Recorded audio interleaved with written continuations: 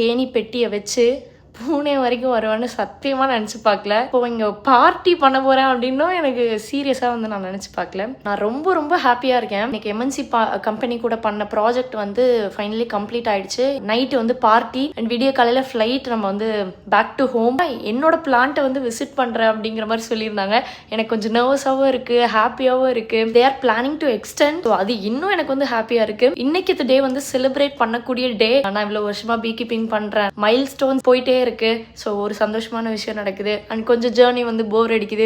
இந்த ப்ராஜெக்ட் வந்து மீண்டும் மீண்டும் தொடரணும் அப்படின்னு நினைக்கிறேன். நிறைய பேர் ஆர்கானிக் ஃபார்ம் வச்சிருப்பீங்க, இந்த மாதிரி எக்ஸ்ட்ராஸா ஏதாவது பண்ணலாம்னு நினைப்பீங்க, ஹனி எடுக்கலாம், ஹனி சேல் பண்ணலாம், அந்த மாதிரி நினைக்கிற கம்பெனி அந்த மாதிரி ஏதாவது பிளான் வச்சிருந்தீங்க அப்படின்னா தாராளமாக என்னை வந்து அப்ரோச் பண்ணுங்க. ஒரு காட்ஸ் கிஃப்ட் தான்.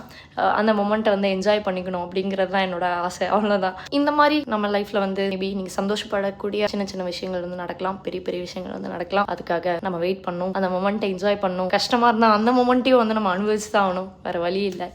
ஓகே கைஸ், பாய்.